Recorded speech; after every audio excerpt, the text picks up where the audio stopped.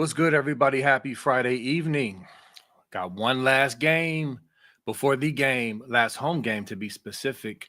Seniors running out, all that. So we have blinked and we are here, y'all.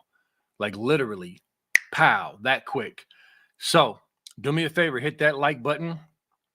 If you have not subscribed, please consider subscribing. Again, we're chipping away little by little. We're almost to our next goal of 37K, and you could be the one to get us over the hump. We greatly appreciate it. Also, consider subscribing to the Apple Podcast. Helps us out a lot. Takes about 10 seconds to do so. And if you appreciate this content, that's just another way to listen. So we're going to be doing our Rutgers game preview, and we're going to talk about Tate and JJ and, what's going on with them. And also remember, when you send those super chats, those wonderful super chats, helps to go towards the pay it forward, which is our military and our first responders. Listen, y'all know the drill. We always going to look out for them because they always look out for us. And so about to bring Funky in. Nevada is doing his Carmen San Diego traveling. Where in the world is Nevada, San Diego? So Funky, the good brother Funky, is here. And actually just lost him. There he is. He just got back in just in time. What's up, bro? Can you hear me? But yeah, good to be here. Thanks for having me on. Felt like a national champion today, and I'm excited for the game tomorrow to get our 11th win. And then it's the game week, so I'm sure everyone's excited, and I'm excited to talk Buckeye football on this Friday. 12 hours before the game tomorrow. So I'm pretty excited, and I'm looking forward to appreciating these seniors tomorrow. Definitely want to do that. And, listen, we're human. We're all human, and we're not dumb. We've been the media, the beat, the fans, the podcasters. We've all been talking about this game this week. Rutgers has absolutely been an afterthought. I know some nervous Nellies will say, oh, it's a trap game. You better beat Rutgers. Listen, we know we better beat Rutgers. With that said, let me get into Funky before we kind of get into our game thoughts. Let me give y'all some perspective here. First of all, before I get into anything about Rutgers, I'm going to trust this team to stay locked in as they've been locked in all season, not just to beat teams, but to not overlook teams. Okay. This is senior day. Rutgers, they'll be ready and locked in. They're not going to overlook Rutgers and have to win on a last minute field goal. Let me knock on wood, because I've seen crazy things happen, but it's not going to happen. So with that said, let me tell y'all, Rutgers stats. Here's some Rutgers stats. They give up the most yards per play in the country, 7.48 yards per play in the country, okay? They also give up 6.6 yards per carry, which is worse than the country, okay? They allow 196 rushing yards per game. Oregon ran for 415 on these cats, okay? So I just want to lay that out, because the concern is not really our defense. Our defense is going ball, and they got a receiver and they got a running back that's pretty good. They got some good stats, and I'll share that with you. They got a kid. Where is he at? They got a kid named a wide receiver, KJ Duff. He's almost at 1,000 yards, 53 receptions. He's good. But it's Rutgers, but he's good.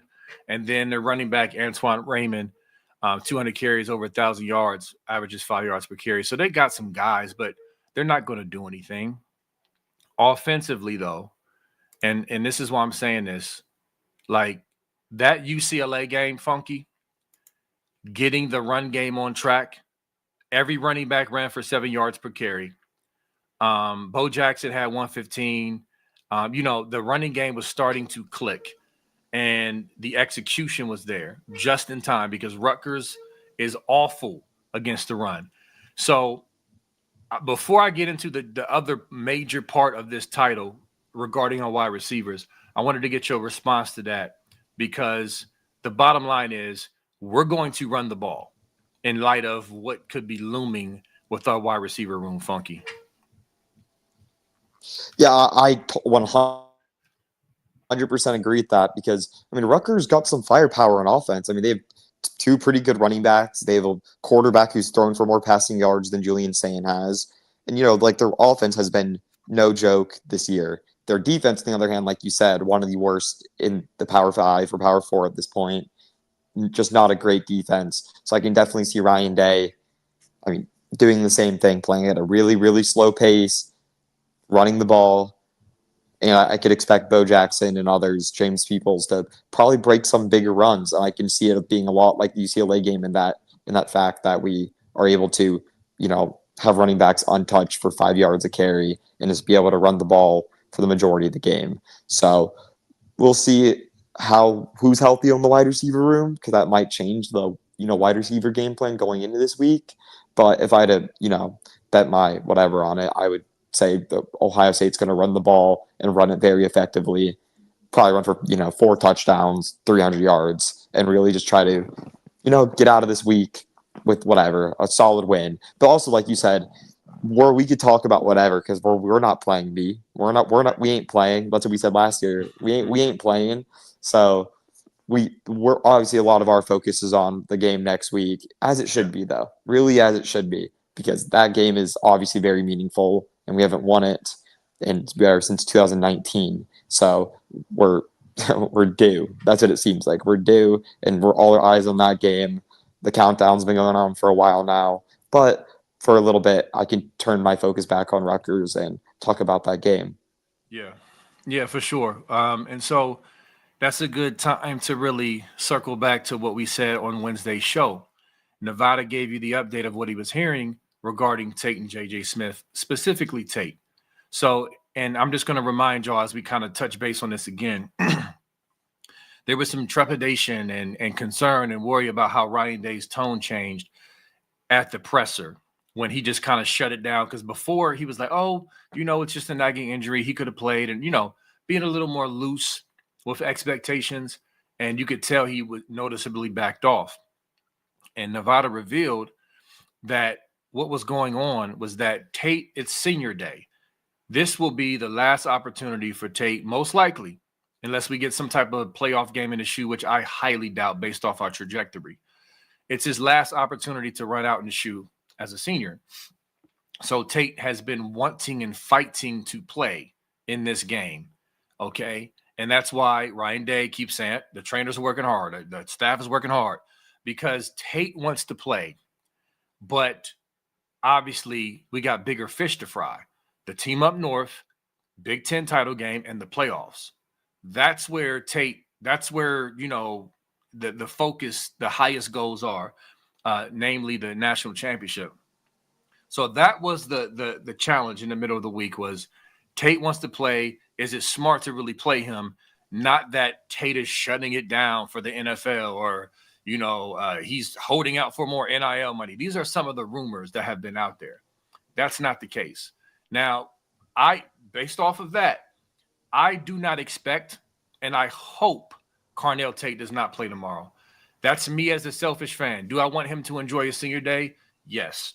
But as a selfish fan, I hope / do not expect him to play tomorrow. And I also do not expect JJ Smith to play tomorrow. So Funky, you're off mute. Go ahead and hop in and react to that, brother. Yeah, I agree. I do not expect Jeremiah Smith to play tomorrow, but I do expect, just based off information I've heard last week and information that we continue to hear throughout, even today, that we do expect Carnell Tate to at least warm up for the game to see how it feels. Sure. Because he wants to play. He wants to play. So if he warms up and he feels good, I wouldn't be shocked to see him out there for a drive or 2 or 3. I definitely don't expect him to play after halftime, no matter the score. And I definitely wouldn't expect him to, be out there for a ton of these possessions or giving it 100% effort and whatever, putting him in positions of where he could, re-aggravate, which his ankle, which I was told ankle, which I think I reported. I definitely reported on the website. I'm not sure if I've been on the show. I can officially say that, but I was told it's an ankle injury. So I didn't hear it was Achilles. I never heard calf.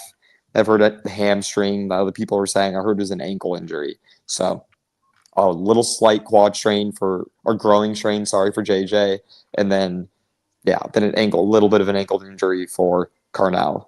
So I don't. Yeah. reason why I don't think Jeremiah Smith's going to play is just because there's no point. There's literally no point for him None. to play in this None. game. We have so many dogs in that room that there's no reason. And Carnell, it's his last game in the shoe, so that's why you would expect him to play, or at least why I expect him to, at least give it a shot to play. So I don't be shocked if you see Jeremiah in street clothes, but he'll be okay for next week. But I'd be shocked if Carnell showed up in street clothes. That's my take on it. Yeah, and you know what? And that's fine. I think that's a perfect happy medium, because, like, to me, if he can run out there in his uniform and maybe even play a series, like a ceremonial series, get him the ball a couple times and get out of there, that's perfect. Like, great.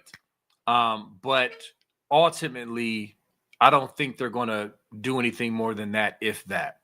Just because there's this bigger goals. So it's his will of wanting to play versus the bigger goals at hand. And it's just like, we'll see. But yeah, we don't need to play either one of them. And if Tate plays, we don't need to play him a lot. Get ready, get these young boys out there, Quincy Porter, Mylan Graham, Rogers, who's been playing well. Ennis was a little banged up in the last game. And so I know he's fighting a little bit of a dinged up nickness, but either way, get the young wide receivers out there, throw it to the tight ends, and run the ball and get out of there.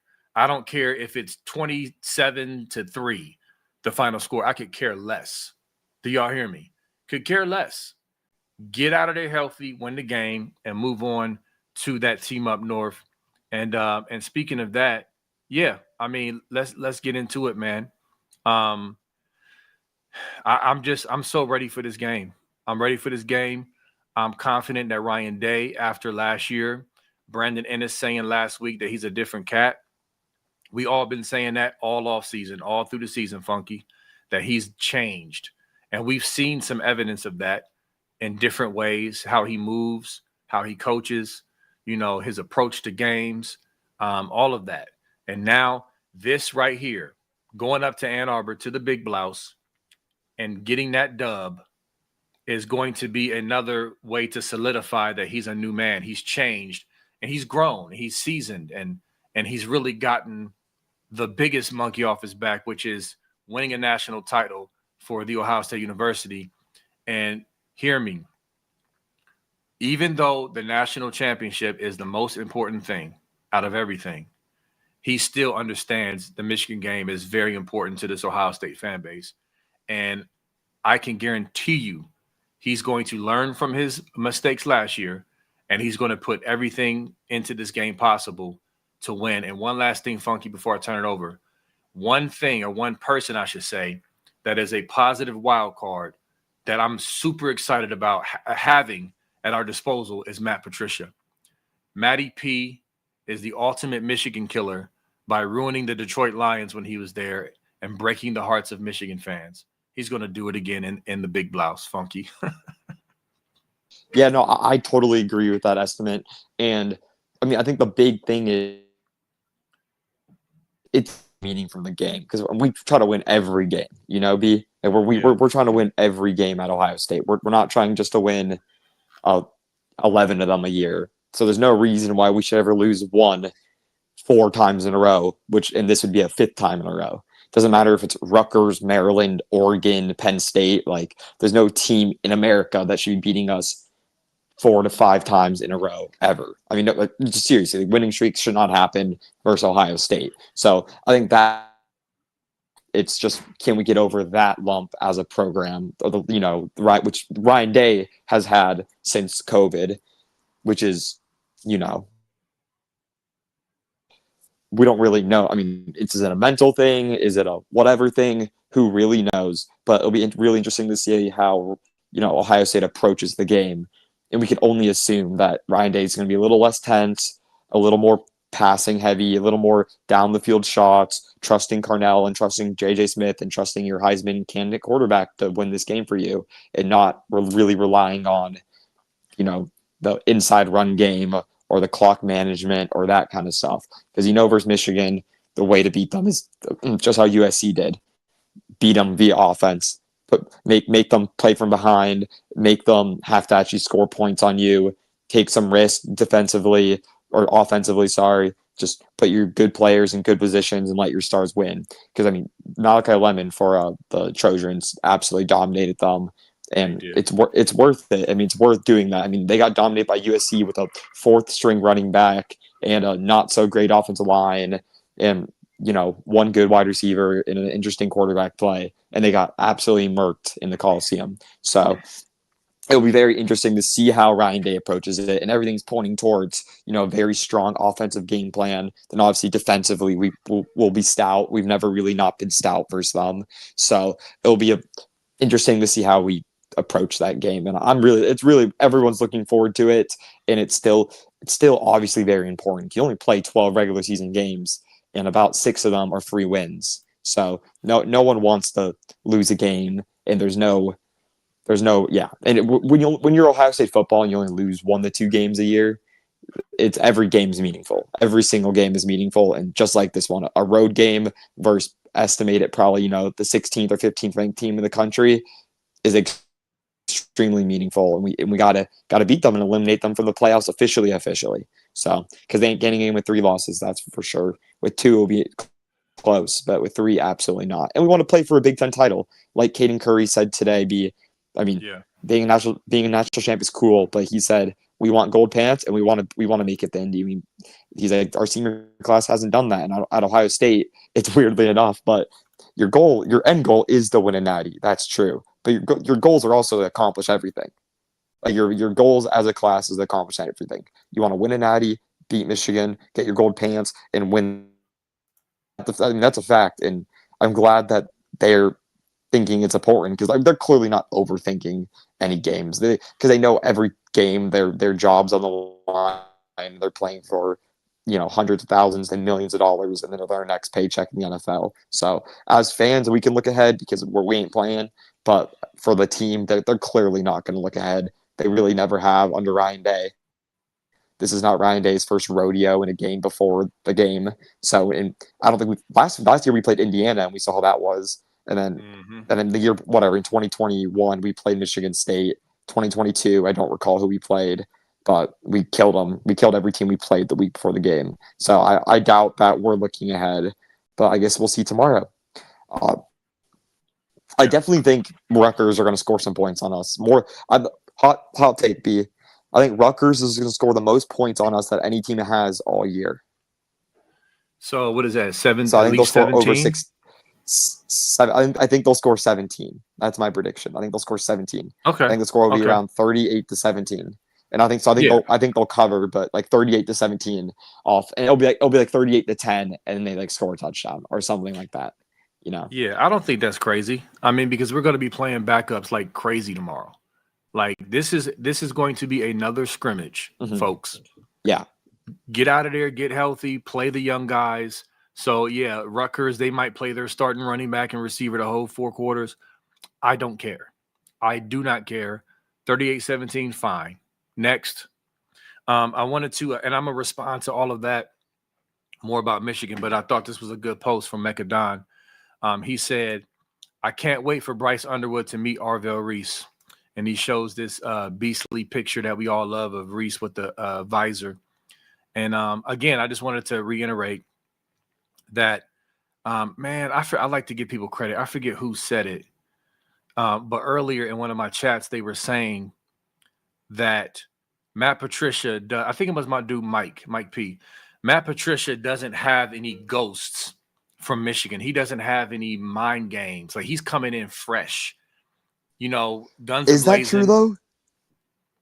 How? Explain what you mean. True. Well, he had the biggest coaching failure in Detroit Lions football history not too long ago. So I think I disagree with the standpoint that he doesn't feel a certain way of the state of Michigan going into this game. No. Same I'm fan talking base. about the Michigan Wolverines specifically. This rivalry, not the state of Michigan. But Michigan, like you just said a moment ago, how is it mental? Yeah. All that stuff. Specifically that. He doesn't have that. He hasn't lost to Michigan. You see what I'm saying? So to me, it's the state of Michigan, but I see. Is it the same thing? Go ahead. But You there? do you not think that he's gonna? You don't think yeah. Hello, sorry. Am I cutting Are you out? good? You're back now. You're good. Oh, I'm back. Okay, sweet. Yeah. My question really is, I mean, he has to feel a certain way. You can we agree on the standpoint that he definitely has probably a lot of hate towards Michigan, Detroit Lions The fans state. and Yeah, probably that maybe. I think organization that's as in the plausible. state as a whole. So Yeah. I think it'd be I think he would I mean I've been saying this for a bit and I definitely do think he has a chip on his shoulder going into this game. Is it a mental thing? Is it the same thing Ryan Day or the staff has gone through? Obviously not. It's uncomparable. But Right. I definitely do think that this game is, has been double underlined on his sheet of paper for the last, 6, 7 months that he's been the coach at Ohio State, Yeah. and not just because it's the rivalry. Obviously, that is why it's underlined in the first place and Yeah. highlighted as well. But I definitely think has been extra emphasis from his time on the Detroit Lions, and I think could secretly maybe a reason why he took the job in the first place. Because I mean, just don't think coaches aren't like that. I refuse to believe that a coach can completely ignore that. Because Lions fans absolutely hate this guy, and that's Yeah. in Detroit. So like about what an hour and a half away from Ann Arbor. So I don't know. Obviously, I'm speculating a little bit, but just interesting. Yeah, no, listen, and I even said this not too long ago. I agree that the state, and jokingly, but his experience in the state of Michigan wasn't the best, and the fans hated him, and he's taking accountability for that. So I agree that there could or may be something there, just from a competitive standpoint. But my main point is that he's not. We can't lump him in to having the same experience as Ohio State coaches like Ryan Day that's been losing to them and cheated on by them, and the whole psychological 100. factor. You see what I'm saying? Yeah. That's what I'm saying. So he can come. Actually, it's even better that he's coming into that, not being affected by that, but also maybe having something for the state of Michigan that he wants to atone. So that's even better. You know what I'm saying? So with that said, I wanted to respond because you said a lot about Michigan. I kind of lost my train of thought a little bit on what I was going to say about Michigan. But one thing I do remember is I said this the other day. I feel like, and I know this may sound crazy because Sayan is younger and less experienced. I feel like Ryan Day has more confidence in Julian Sayan throwing the ball up in Ann Arbor than he did Will Howard in the shoe last year. That may sound crazy, and that might seem like hindsight 2020. I just believe that. I just believe that. I think he's confident saying we'll go up in there, throw the ball, and not put the ball in harm's way, and make the plays that need to be made. Now, before I go on, what do you think about that? 100%. I think Julian Sane is way better than Will is. Way, way, way better than Will is. So I think Will's a good, really good quarterback here, and his legs especially were, made a big difference in the game. But when he took that really, really hard hit, he pinched a nerve in his neck or whatever that was. He turned from a good player to a very mediocre to the below average player. So Yeah. it's hard for me to hate on him too much for that game because he was playing with one hand tied behind his back and limited running ability really. So it's really hard to give him too much crap for that game in particular because that was obviously his worst game he ever played as a Buckeye. But Julian Sane just overall is different. He's Heisman caliber. He's first overall pick caliber. While Will Howard is what he is. Well, probably Right. probably a long career backup in the NFL who could probably start a few games and win you some games. But I really do think that Julian Sane being Heisman, I think Julian Sane's next level. I think Julian Sane will be the first pick in next year's draft. And if Yeah. he was eligible for this year's draft, I think he'd be the first pick in this year's draft. So I think he's next level. And the weather is not supposed to be that bad. But the one thing about when windy weather, if you throw a good ball, like a really good ball, a tight spiral, the wind affects it less. So Julian Sane is kind of built for even bad weather. So we'll see. We will be on weather report watch for the next 8 days, but so far so good on that front. Yeah, definitely. And so yeah. So it seems like you agree with my notion because again, I know some people at face value is like, man, Will Howard's a fifth-year senior and Julian Sanders a first-year starter. Like, I get that, but he's already better. And so I have some other things to say, but I see a super chat corresponds with what I'm going to say. So I'm going to wait for the super chats, and they're coming in. So I think we should go ahead and pivot to super chats because there's some good stuff already. So let's do that. Mitchell Smith, thanks for the 5. Regarding the players meeting with Day last year, the players would sniff out a bad game plan for this year and call it out, right? Good question. The simple answer is yes, but here's where I wanted to say something, okay? And I know people listen. Part of me is irritated by this, but on the flip side, I just want to bring clarity because whenever I hear narratives that just are just kind of just repeated narratives, but when you actually look at the facts, it doesn't line up. I just try to bring clarity. And me and Funky have talked about this before, and I'm going to explain this, Funky, and you can respond. So last year's loss, in my opinion, my informed opinion, rewatching the game, I lost count on how many times I've rewatched the game. And it's funny, some people laugh at me like, B, you're a glutton for punishment. You're a brave soul. I have to. That's just what I do. I have to have an understanding of what truly happened, not just internet banter and people repeating narratives.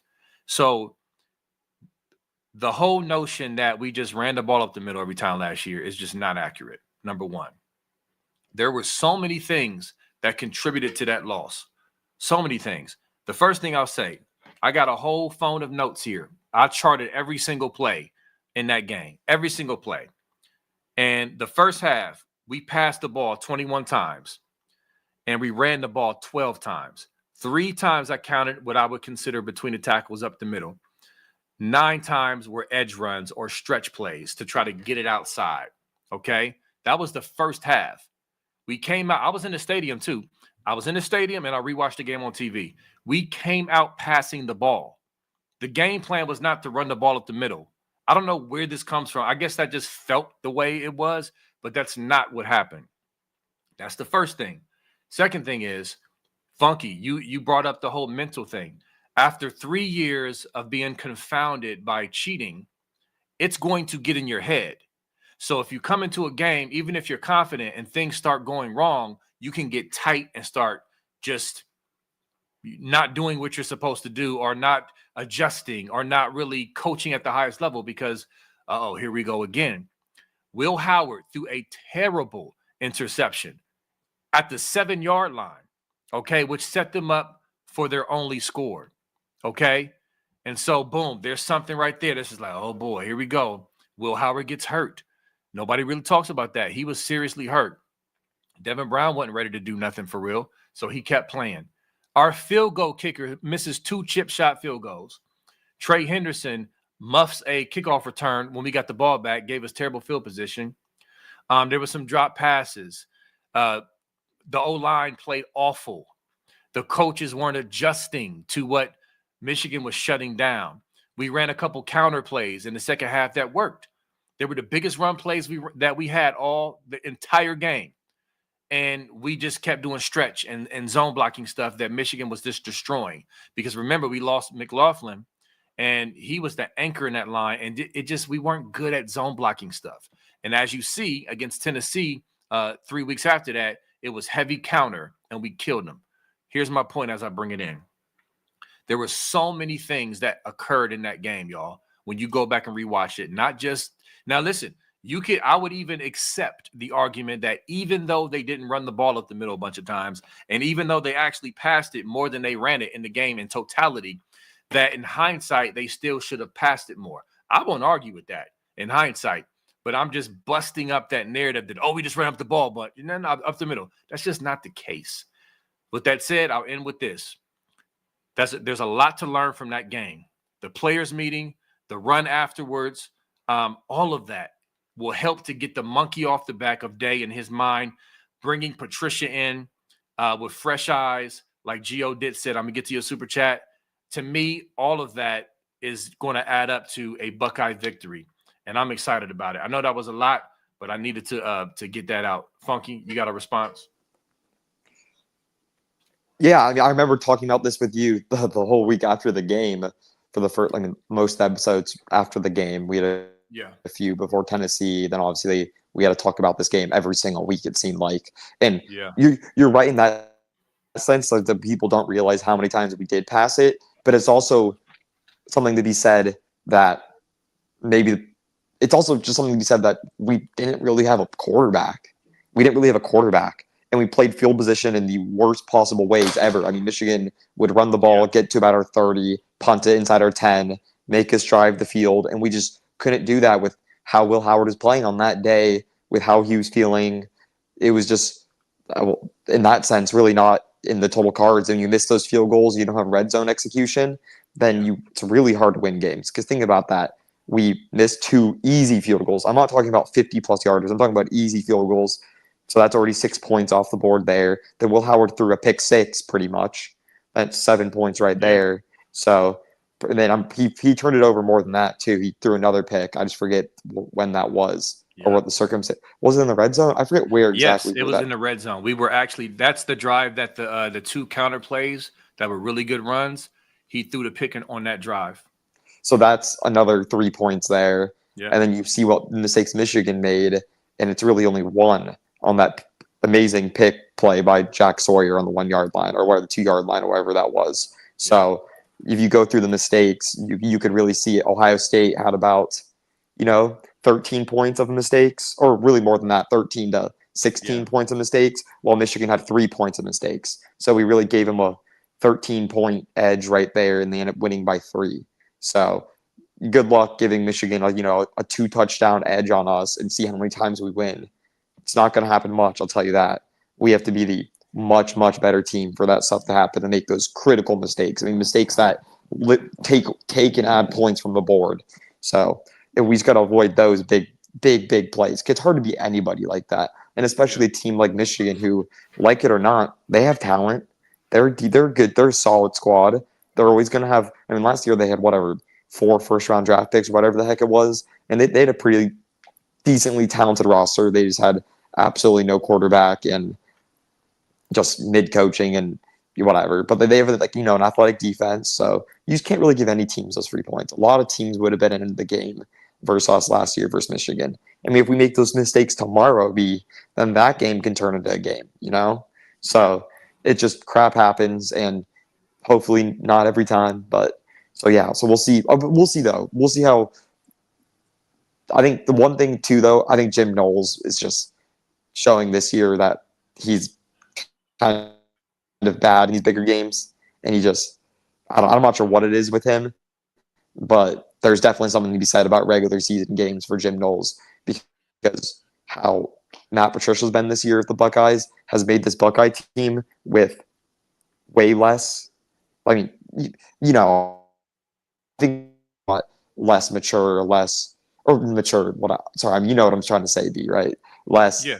They haven't played as much football, but they're playing at a level that I've never seen before. So you can either say, oh, they're just more talented, or whatever, or you can really give applause to Matt Patricia for doing just an amazing job coaching them, making them look like I listened to what Colin Coward and Josh Pate had to say about this defense, and they're like, this is one of the best defenses we've ever seen. They said there's a few defenses that we can remember, like 2 from the Saban era, like Georgia 2021, and then one other they brought up, and they said they're not Sunday defenses, but they're definitely not Saturday defenses, and they're as close to Sunday. Yeah, they're as close to Sunday as you can get.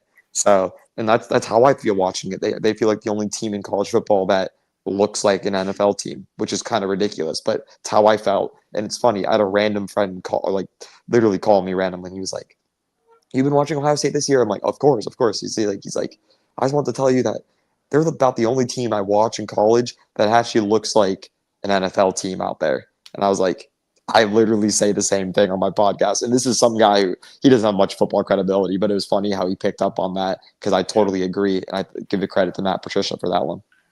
Definitely. And the ball knowers and those who watch Ohio State on film, they say the same thing. It's just what it is. And so, I mean, just everything aside, our defense and Matt Patricia just gives me that extra umph of confidence of like, because again, last year was super fluky. So it's in everybody's head. It's in Michigan's head as far as their confidence of, well, we got a chance. Look at last year. And then it's in the Ohio State fans like, look at last year. Anything can happen.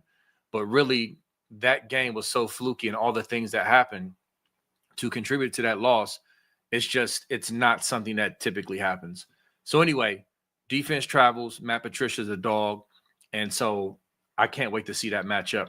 So go ahead. Let's move on to the next super chat. Pinky in the house. Thanks for the 499. Matt Patricia didn't have anything to work with in Detroit, and management wasn't willing to improve them. William Clay Ford was stingy. So, I mean, admittedly, I'm not a Detroit fan. I don't know the ins and outs about that situation. I just know it was a disaster, traumatizing for Detroit fans because even Buckeye Detroit fans, which I know a few, some of them reacted to the Patricia hire just off of the burn and pain from his stint at Detroit. I mean, you would have thought it was just the worst thing ever. So I don't know what you got on that, Funky, but maybe that's the case. But I'm just glad he's here now, right? Yeah, no. I mean, I don't disagree with that sense either. Like their own ownership in Detroit during that stint clearly wasn't just a Matt Patricia issue. It was clearly bigger than just a Matt Patricia issue. But that's also playing to account what I'm saying is he probably feels like he got screwed by the ownership, and then the owner blamed him and blamed the head coach. And you like you said, the Buckeye fans that are Detroit Lions fans absolutely hated the hire. They're like, "Oh, this is the worst hire. I can't believe Ohio State actually hired Matt Patricia." Blah blah blah blah blah blah. Which is why I feel like he's going to have a lot of animosity towards Michigan for this game, and I really do. Obviously not as much as Ryan Day or Larry Johnson or other people part of the staff, but I definitely think that Matt Patricia watched this game. I mean, about as bad as anyone could ever want to win a game, So I think Matt Patricia is going to be, I mean, this game you're always coaching on your heels though. Like, there's not a thing of like coaching loose during the Michigan game is like almost unheard of. I mean, look how Urban Meyer and how those teams played against Michigan. Like, I don't want to hear it from anyone that those teams had just some amazing game plans. About the only real, like, amazing game plan and just great performance I've seen from an Urban Meyer team versus Michigan was in 2018. Besides for that, I actually do remember 2017. That was the Dwayne Haskins year. Yeah. So literally every other year from my memory of the Urban Meyer era at Ohio State was hell game versus Michigan. Just playing kind of down to their level because I feel like every year we are better than them, besides for maybe 2018, which is funny enough. In 2018, we smacked the crap out of them, and I was there in the shoe. But you get what I'm saying? So I think there's a notion that Ryan, like, Urban way better than Ryan has, but I just don't think I fully agree with that. I think just Urban had plays go his way versus way worse Michigan teams and teams that weren't outwardly cheating. So I think it's a little bit Ryan Day's getting a little bit of too much of a flack or too much. Oh, you just got to coach open. It's just like no coaches are coaching just fluidly in that game. You just can't. It's impossible. There's way too much pressure on your shoulders to feel like you can just do whatever or you get what I'm saying. Just coach not on the back of your heels. So Yeah, I mean it's without going into, I guess, because that's a whole nother podcast what you just brought up, bro. For real, I could go on for a while, but I'll just say this: it's a mixed bag. I do. First of all, yes, Ryan Day. Nobody has been through what he's been through with the cheating scandal, the 3-year confirmed cheating scandal. I'll say it again till I'm blue in the face. That just because the Committee on Infractions didn't give them the required 2-year bowl ban that comes with the level of their cheating, go read it all, is all there, does not mean they're exonerated. They cheated. Confirmed. They destroyed evidence to try to cover up the cheating. Okay, they gained a competitive advantage per the report. So that's a fact that Ryan Day had to deal with that for 3 years. And so, yes, that should be taken into account. On the flip side, Urban Meyer's great. He dominated them. But yes, he mostly beat bad Michigan teams. Let's just be honest. Not every time, but mostly bad Michigan teams. So there's that. That doesn't take away from his 7-0 record, but it's just the facts. So yeah, both can be true. But yeah, I think there's always pressure, but I think the preparation, take the cheating and all the extra stuff away, and just the game. The most prepared team will win, and so I think your preparation will supersede any tightness in the game or pressure in the game because you're the most prepared. So anyway, yeah. So we can move on to the next super chat. What we got? Geo did. Thanks for the 5. His coaching in Detroit has absolutely nothing to do with him coaching against the team, the cheaters up north. Nothing Matty P does has hold up. Nothing Matty P does. I'm sorry. Uh, nothing. Matty P does have fresh eyes like B Moses State. Okay, I'm sorry. I messed that up. But yeah, so I do think, first of all, I hope that Matty P has a deeper hate than we could even imagine for the state of Michigan that he's channeling for the game, because that just makes it even better. But honestly, even if he doesn't, even if he just you know, the fact that he's going up against Bryce Underwood and their offense, when this cat has seen Peyton Manning and I mean every level of elite quarterback in offense you can imagine, and walked away with Super Bowl rings, like just that in itself, on its own, coming into this game, scheming up, preparing, to me, is a delicious thought. Our defense against their Yeah, offense, I'll Arville Reese, Caleb Downs, Sonny Styles, our entire defense, our entire front against that offense. I cannot wait, Funky, even more so than our offense versus their defense. Go ahead, jump in.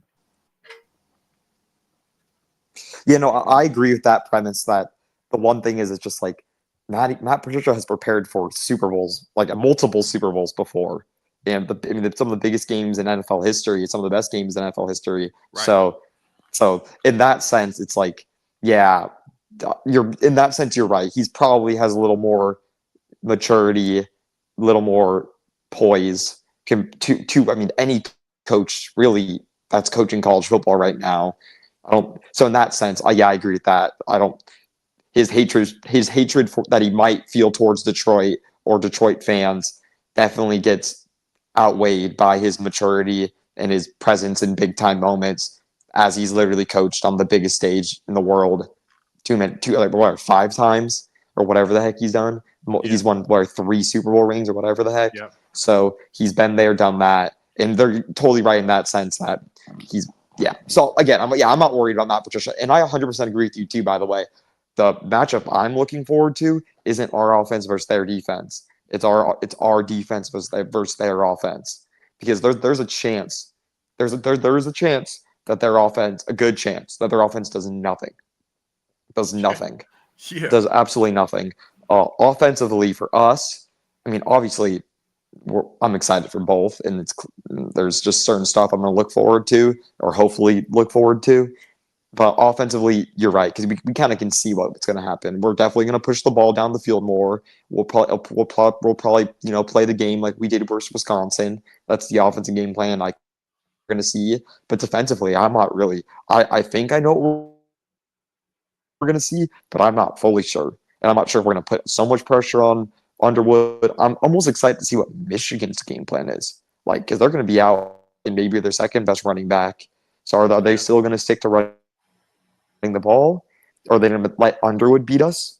Because if Underwood goes out there and throws for 300 yards and beats us, then man, I'm going to tip my cap. But that's my game plan. I'm going to let Underwood beat us. I'm going to make him throw the ball, make him stay in the pocket and sling that rock and see if they can do it. And if they can do it using, the freshman wide receiver and the freshman quarterback, then you just got to tip the hat at that point and see if our offense can stick up to them. But it'll be interesting to see what Matty P has planned, because that'd be my personal plan. But I have zero football experience really in my entire life, besides for being a long snapper. That I was a long snapper on I some didn't know that. early That's tackle good football teams. stuff.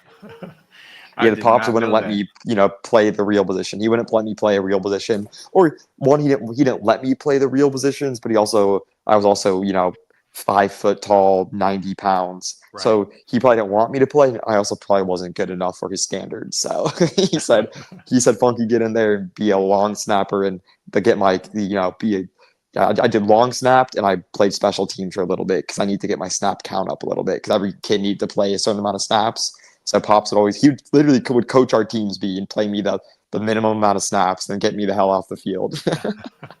Hey, listen, long snapper takes skills. Oh, I know. And I if I, know I wouldn't be able to do that. yeah, and if I ever messed up, oh, it was the end. It was end game. So I never messed Hey, up once. Didn't mess up once, and that's a fact. You could check that. Never messed up as it once. should Yeah. be. It's just like you Yeah. got one job, son, one job, and you can't even do Literally. that. Nah, No, no, I exactly. get it. Yeah. I definitely get it.